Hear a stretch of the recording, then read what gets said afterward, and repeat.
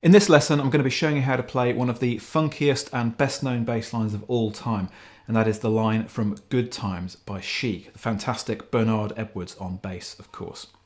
Now, if you want to check out a full transcription of the piece, click on the link in the description below. That will take you to my downloadable PDF, which is a 61-page document, which will give you lots and lots of information on getting started with the bass guitar, as well as a transcription of this song and several others as well. Okay, without any further ado, let's check out the main bass groove from Good Times.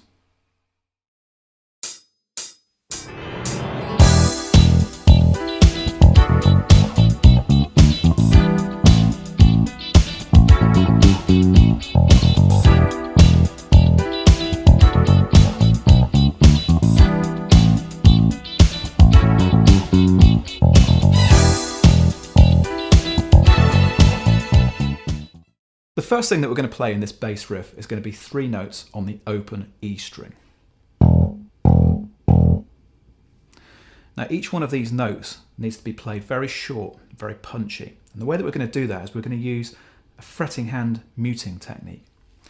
So as soon as we've played a note with the picking hand, we're going to bring the fretting hand in to lightly touch the string, stopping it from ringing. Really great technique for muting an open string, and it works perfectly for this riff. That's the first 3 notes. We're then going to play 2 further open E's, but they're very short and they're very syncopated, and they're really just going to take us into that main ascending part of the riff that everybody knows. So we're going to come back to the rhythmic aspect of these 2 short E's a little bit later on, but for the moment I'm going to talk you through the notes in the ascending part of the riff. So we have F sharp and G, 2nd and 3rd frets of the E string. I recommend your 1st finger and your 2nd finger on those notes. I then recommend that you perform a position shift, so move your hand upwards and put your 2nd finger on the A at the 5th fret of the E string. Now in this hand position, that's going to give us access to the next 5 notes. So on the E string, we're going to play the A and the B, frets 5 and 7, and then on the A string we're going to play C sharp, D and E, frets 4, 5 and 7. So in that hand position we had access to 5 notes. That's called the finger per fret system. So I'm covering 4 frets, frets 4, 5, 6 and 7, with 4 fingers of the fretting hand. It's a really great way of playing the bass, and it works perfectly on this riff. So we're going to play through those notes, and then we're going to follow them with an open A. That's going to bring us to the midway point in the riff. So let's hear what we've got so far.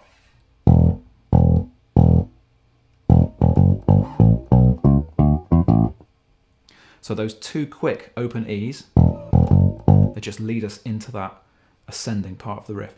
Now when I'm playing that ascending part, you'll hear that I'm keeping all of those notes very short and very punchy as well. And I'm doing that using a technique with my picking hand. And the way this works is that as soon as you've played a note with 1 finger, the next finger that's going to play comes in and rests on the string immediately. That does 2 things. It means that it's ready to play the next note, but it also shortens the one that you've just played. So check this out.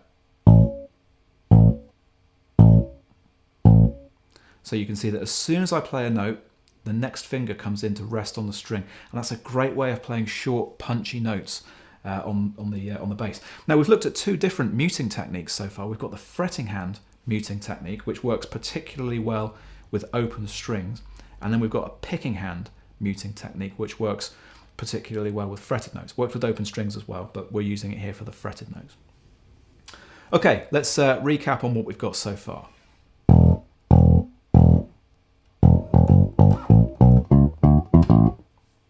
Okay, so we've just got as far as that open A. We're at the midpoint of the riff now. We're going to play 2 further open A's. You can use your fretting hand muting again there. And then we're going to play this phrase. So this is a little bit quicker. We're going to play the open A, the F sharp at the 4th fret of the D string, and then the open A again. Then we go back onto the D string and we play G and F sharp, frets 5 to 4. And then we're going to finish that little phrase by playing another open A. like that. We've got one final little group of notes to play just to finish the riff off. They're going to sound like this. So, open E string to the B at the 2nd fret of the A string, back to the open E, and then there's a hammer on from F sharp into G. Now when you put all of that together, you get this.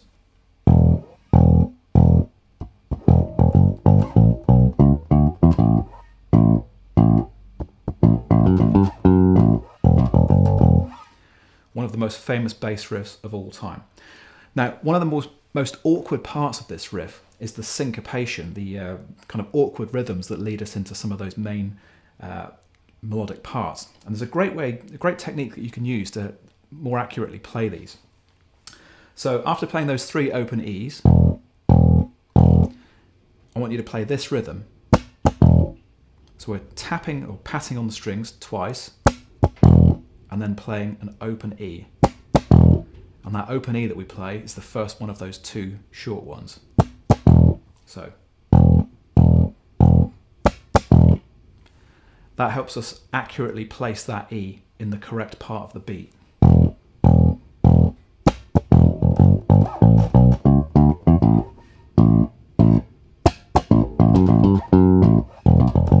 And you can hear it works from the A as well, leading into that second part. Really useful technique for putting those notes in the right place. It really helps get the syncopation in this line together. Now, I've been fortunate enough to hear the isolated bass part from Good Times, and you can actually hear Bernard Edwards playing that same patting rhythm on the strings just to make sure he's playing in the correct syncopations. Very interesting to hear that. It's something that feels very natural to do. You might need to play it through a few times in order to become comfortable with it, but you should find that it feels fairly natural once you get into the swing of the line. Okay, so fairly complex bass line, but really, really good fun to play. That takes care of all of the chorus sections on this track, so let's now move on and take a look at the verse.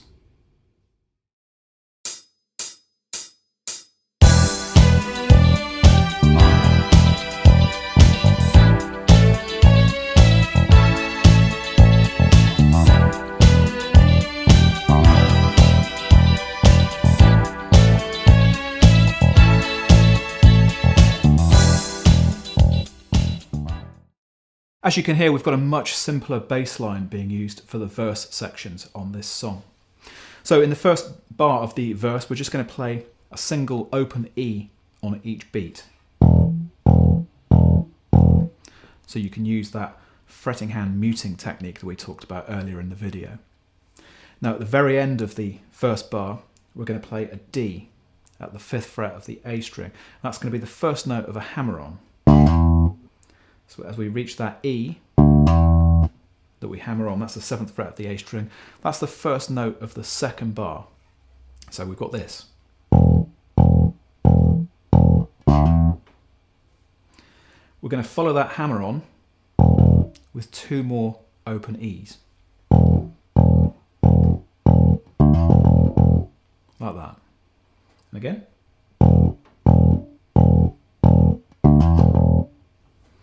We're then going to carry on playing that open E on the beat kind of a feel.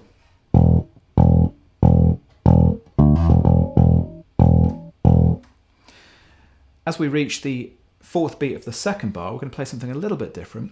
We're going to play the open E, and then we're going to play the G at the 3rd fret, and then open E again. So the G and the second open E go by quite quickly, like that.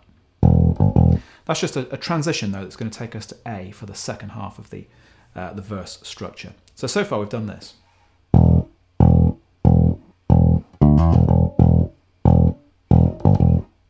And again.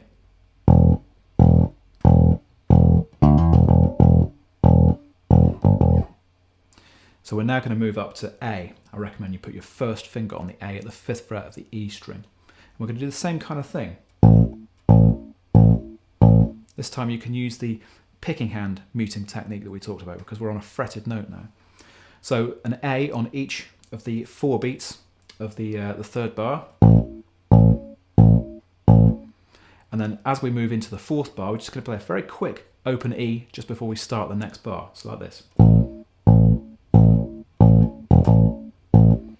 That kind of thing. And those E's occur randomly throughout the rest of the verse sections on this track. You can put them in wherever you feel like putting them in, really. In the fourth bar of the sequence, we're back onto the sort of repeated A kind of thing.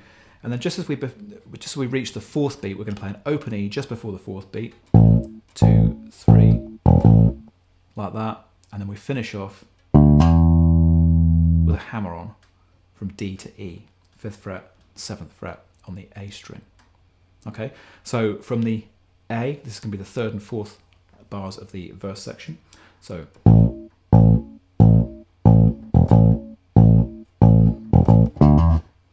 very simple, very simple. Let's hear all 4 bars again.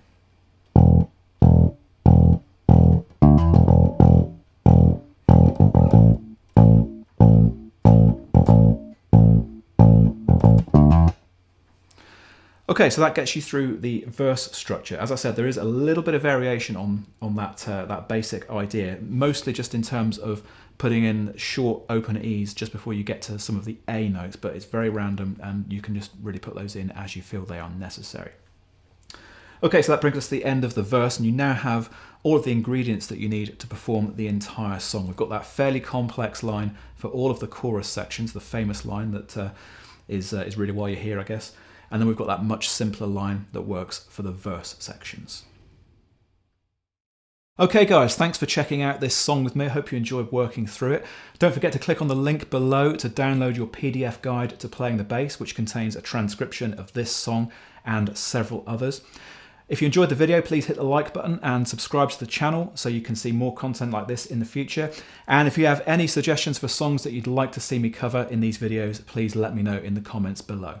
Okay, I'll see you in the next video.